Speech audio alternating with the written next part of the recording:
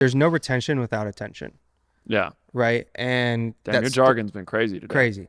And that starts with your hook. And like we see this the same thing. It's like whether it's we're working on the client side and the consulting side where we're helping them develop their videos and their content strategies to then cut 30 where our like week 1 of cut 30, they have to create 5 hooks for homework. Mm-hmm. And what I'll see and a big mistake I'll see is just they don't understand what the visual hook is, or they mix they get like confused with the verbal hook and the title hook, and like there's just nuances there, but that make a big difference. And so I kind of want to I'm going to go over the different kinds of hooks, kind of some rules to follow for each one, and then why they're important as well. So every video has 3 hooks. There's the visual hook.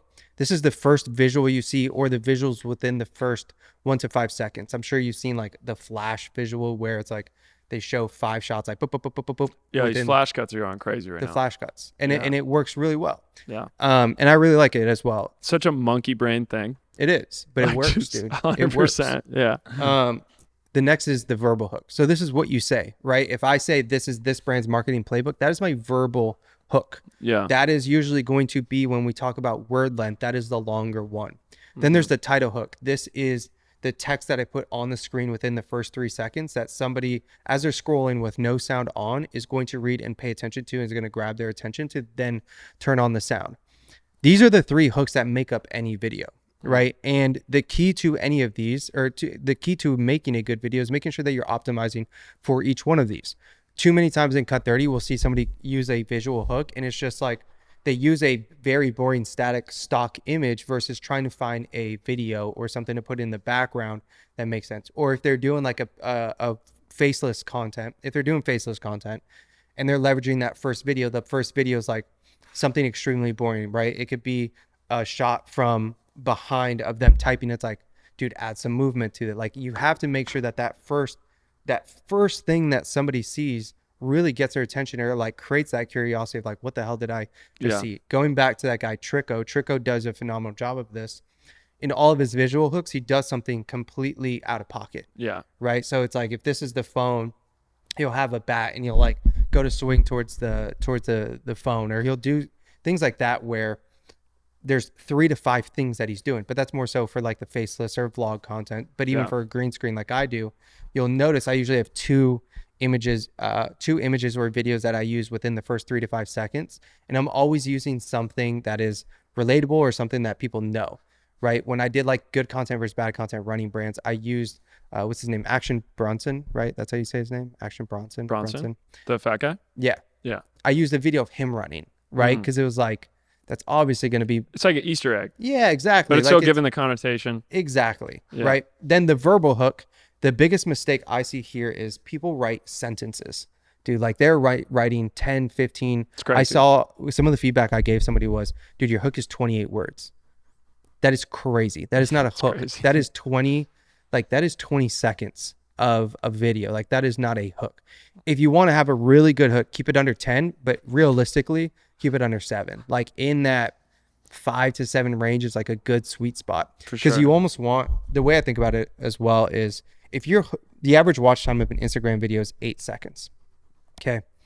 If your hook is like 8 seconds and you're using way too many words, you're not even getting them to any of the meat before like getting them into some of the actual value that you should be delivering. Yeah. So my rule is always, if the average watch time is 8 seconds, I better be in the value within that first 8 seconds. 100%. You know, like my hook should be the first 3 seconds, 2 to 3 seconds. And then by second 8, you should be able to have some kind of a value that you're extracting. Or at least the foreshadowing or expectation has been like very clearly communicated. 100%. Because I feel like a lot of your videos that may have done really well, like the Playbook breakdown stuff, it's like you get them with the hook, which is like known brand, dollar figure. Yeah. And then you set the expectation of like, and this is how they did it.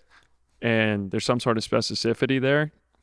Hopefully that's what that word sounds like. But the Jenny Hoyos girl on YouTube, like she talks a lot about foreshadowing. Mm-hmm. And I actually think that's a really powerful thing that you want to retain people, is like, if you foreshadow what this video is about to be, that's what really earns their attention.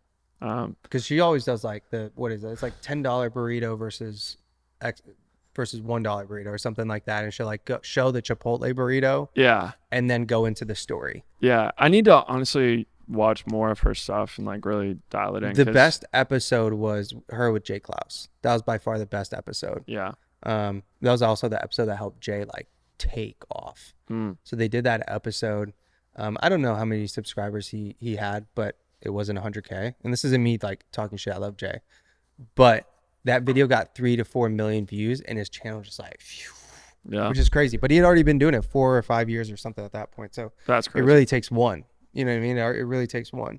He's creator science. The last hook is the title hook, and again, another big mistake and obvious mistake is, dude, you don't want to add too many words here. I saw somebody or a few people were like giving us their title hooks, and the title hooks had 10 plus words. I'm like, that's going to take up half the video. Yeah. Like the cover image, that's going to take up so much time. And you want that title hook to really just set the context or give enough context that someone turns on their volume.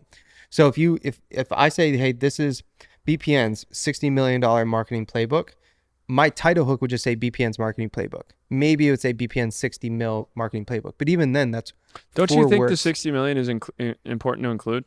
It is. And I usually have it in there. Yeah. The only time I won't have it in there is if like the brand's name is so long. Yeah. That, like, for example, David Protein Bar, 60 mil or whatever, $5 million marketing playbook. Just because it'd be hard to be like David's 60 million. Exactly. But David's Protein Bar takes up a lot of screen size. And so again, like the mistake I don't want people to see with the title hook, don't put too many words, like 5 max, and then don't make it take up the whole screen. The whole goal of the title hook is most people are scrolling without their audio on, and your title hook should be enticing enough that they turn their volume on so that then they listen to the rest of your video. But again, key, you have to have a title hook, you have to have a verbal hook, and a visual hook. All of these things play into getting somebody's attention. If not, the remaining time, right, of the video, let's call it a 55-second video, all that shit is irrelevant. Those other 52 seconds are irrelevant if that first 3 seconds doesn't land. So don't take this lightly. Like, this is so important. I always go back to that David Ogilvy quote about, 4 to 5 people will only read the headline. So if you're spending $1, you've spent 80 cents if when you write the headline. It's the same goes into this. It's like aspect. it's like the artist dilemma. It's like everyone wants to write good shit, and it just like doesn't matter If that first sentence doesn't matter. Yeah.